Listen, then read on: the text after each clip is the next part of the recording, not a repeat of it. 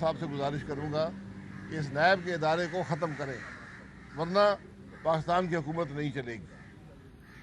آج جو معاشی بدحالی ہے، جو انتظامی بدحالی ہے، جو سیاسی بدحالی ہے، اس کی بنیادی وجہ یہ نیب کا ادارہ ہے، جو صرف اس لیے بنایا گیا تھا کہ ملک میں سیاست پر اس وقت کے حکمران جو غیر آئینی حکمران تھے وہ اس ملک کی سیاست پر قبضہ کر سکیں۔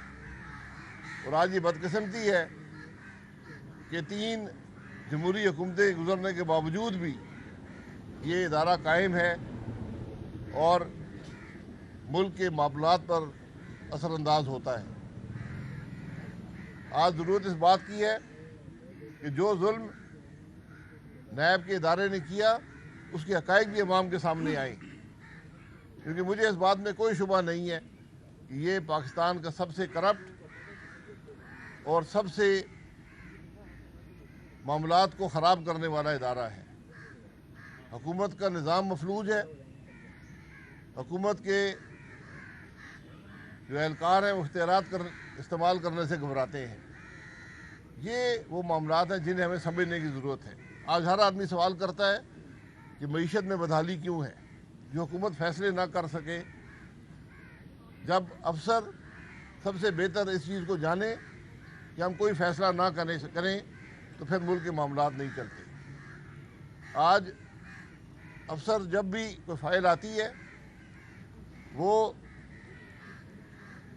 بات تو شاید مذاق میں کرتے ہوں لیکن بات ہوتی سنجیدہ ہے۔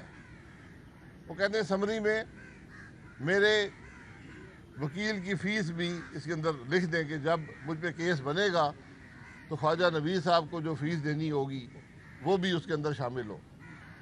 یہ آج ملک کے معاملات ہیں۔ حالانکہ خواجہ نوید صاحب ہم سے کوئی فیس نہیں لیتے، یہ بات بھی میں ریکارڈ پہ ذکر کر دوں کہ ان کی مہربانی ہے۔ اور یہ ہمارا جو نیب کا تجربہ ہے یہ ابھی 23 سال میں محیط ہے۔ میں اور خواجہ صاحب 23 سال سے مختلف نیب کی عدالتوں میں ہم پیش ہوتے رہے ہیں، اور نیب کے جو چند پہلے کیس بنے تھے ان کے اندر بھی ہمارا ہی کیس تھا۔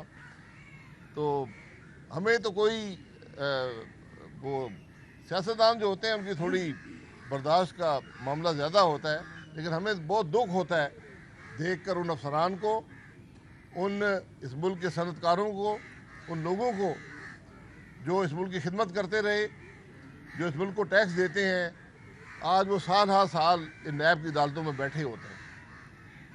یہ وہ معاملات ہیں۔ اگر نیب کے پاس کچھ ہے تو کیس چلائیں اور معاملے کو ختم کریں، ڈے ٹو ڈے ہیئرنگ کریں، معاملے کو ختم کریں۔ جب ابھی یہ بات ہوتی ہے جی فلانے کو گرفتار کیا جا رہا ہے، میں اس میں بھی کہتا ہوں کہ گرفتاری کی کوئی ضرورت نہیں ہے۔ آپ نے کیس بنایا ہے، تفتیش مکمل ہے، چلان پیش کریں اور کیس کو چلائیں تاکہ عوام کے سامنے حقائق آ جائیں۔ ہم پہلے جو میرے اوپر نیب کا کیس تھا، میں اور خواجہ صاحب 9 سال عدالتوں میں پیش ہوتے رہے، کوئی اور نہیں آتا تھا۔ آج 4 سال ہو گئے عدالتوں میں پیش ہوتے ہیں، لیکن اس کے اثرات جو ملک کے معاملات پر ہوتے ہیں اس کا آپ کو اندازہ نہیں ہے۔ جو کسی کے ذات پر یا خاندان میں جو معاملات ہوتے ہیں کسی کو اندازہ نہیں ہے۔ یہ جسٹس جاوید اقبال کو جواب ان باتوں کا دینا پڑے گا۔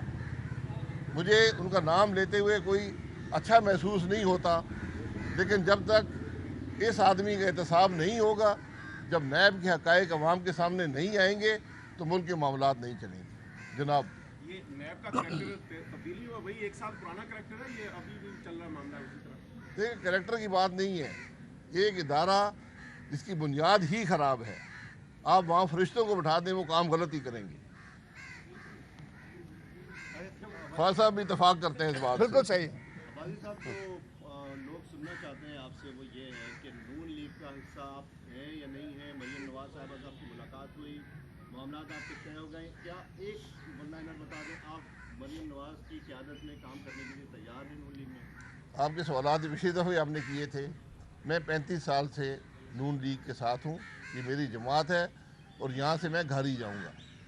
میں نے کبھی سیاست میں نہ کسی عامر کو قبول کیا ہے نہ کسی اور کو قبول کیا ہے۔ میرے لیڈر نواز شریف صاحب ہیں۔ میرے کوئی معاملات مسلم لیگ نون کے ساتھ نہیں ہیں، میری کوئی تحفظات نہیں ہے، کوئی ناراضگی نہیں ہے۔ میں نے زندگی میں کبھی पार्टी का ओहदा नहीं रखा था, 31 साल तक बगैर ओहदे के था।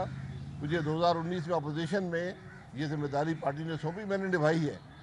लेकिन जब पार्टी में एक जनरेशनल चेंज आती है तो फिर ये सबसे बेहतर फैसला यही होता है कि जो भी नई लीडरशिप आए उसको मौका दिया जाए कि वो काम कर सके। तो मेरा भी यही फैसला है। मैं जमात के साथ हूँ, जो मुशावरत, जो मदद, जो जिम्मेदारी वो जमात सौंपेगी उसके लिए तैयार हूँ। मेरे लीडर नवाज शरीफ साहब हैं। अच्छा शाह साहब, आप जब मीडिया से बात करते हैं, आप एहसास दिलाते हैं मुल्की हालात का, तो क्या उनको एहसास नहीं होता जिन्होंने आपको मौका दिया कि अगर आप हुकूमत बना सकते हैं तो बना लें, आपने हुकूमत बना ली, वो आपके साथ कोऑपरेट नहीं करते?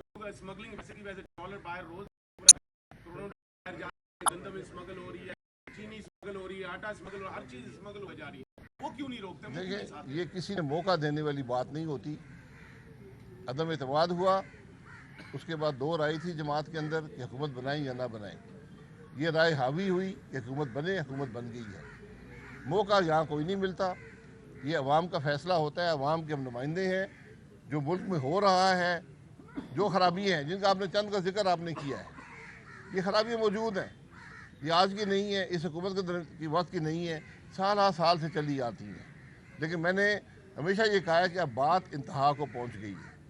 अगर हम अपने मामलात की दुरुस्तगी नहीं करेंगे तो फिर मुल्क के हालात कभी बेहतर नहीं हो सकते।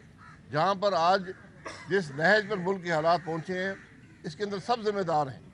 सियासतदान भी हैं, जज भी हैं, जर्नैल भी हैं, हम सब जिम्मेदार हैं। अब दुरुस्तगी भी सब मिलकर करनी पड़ेगी। ये मुमकिन नहीं है कि मुल्क के मामलात आइन के दायरे से बाहर चल रहे हों, मुल्क के मामलात के अंदर मुदाखलत हो, एक गैर आइनी मुदाखलत हो, आइन के दायरे के अंदर रहें, मुल्क का मामला चलेगा। आप बाहर जाएंगे, मुल्क के मामलात ख़राब होंगे। और सबसे उसकी बड़ी निशानी मुल्क की मईशत होती है। और आज जिस नहज पर हमारी मईशत है, ये एक बड़ा खौफनाक मामला है और इसमें सबको मिलकर इन मामले को दुरुस्त करना पड़ेगा। अच्छा, सियासत में वो सवाल रिपीट होता है, माजरत जी फिर रिपीट कर दें आप जो सुनना चाहते हैं बता दें, मैं वही कह दूँगा। जी मेरे भाई, मेरे कोई तहफ़्फ़ुज़ात नहीं है, कोई तहफ़्फ़ुज़ात नहीं है। मरीम साहिबा ने कहा मैं आपके घर आऊँगी। मैं उस दिन लाहौर में था। जब मेरा लाहौर का दौरा आया तो मैं मुलाकात के लिए चला गया मुस्लिम लीग हाउस में। मैं अक्सर जाता हूँ, कोई ऐसी बात नहीं है, कोई तहफ़्फ़ुज़ात नहीं है।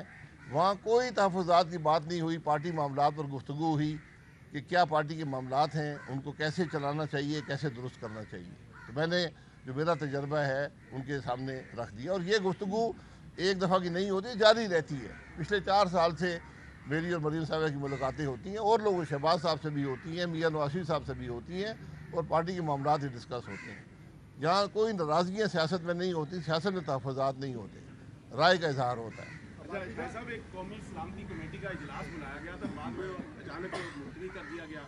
सियासत में कोई अना तो नहीं होती, पहले भी सियासतदान आपस में मिलते हैं, तो क्या आप मियां शहबाज शरीफ को मशवरा नहीं देंगे कि वो सियासत में थोड़ा सा ये हारमोनी पैदा करने के लिए चले जाए, इमरान खान के पास मिलने के लिए? मियां साहब ने सबको दावत दी थी, सबको दावत दी थी इस इजलास की। जब आपका रवैया ये हो कि मैं मुल्क के मामलात में भी नहीं बैठना चाहता टेबल पर, तो फिर क्या करेंगे आप? आपको याद होगा कि मियां नवाज शरीफ बतौर प्राइम मिनिस्टर इमरान खान साहब के घर गए थे। ये बातें जो हैं, ये इसी तरह ही सियासत चलती है। अगर अभी भी ज़रूरत हुई, मैं समझता हूँ शहबाज साहब कोई उनको इसमें 2 राय नहीं हुई, उठ के चले जाएंगे। ठीक है, बहुत शुक्रिया। Thank you. अब्बासी साहब, एक सवाल का जवाब दे दें कि इमरान खान को बार बार अदालत तलब करती है, उनके पास ऐसी कौन सी गिदड़ सिंह है कि सर वो आने को तैयार नहीं है? ऐसी तो गिदड़ सिंह आप भी ढूंढ लें सर। वो मैं ये कह रहा हूँ ना, इंसाफ के जब दोहरे मेयार होंगे तो यही मुल्क के मामलात होंगे। इंसाफ के दोहरे मेयार हैं। इमरान खान साहब को अदालत तलब किए, पेश हों, घबराते क्यों हैं? सही है, okay, thank you, very good, well done.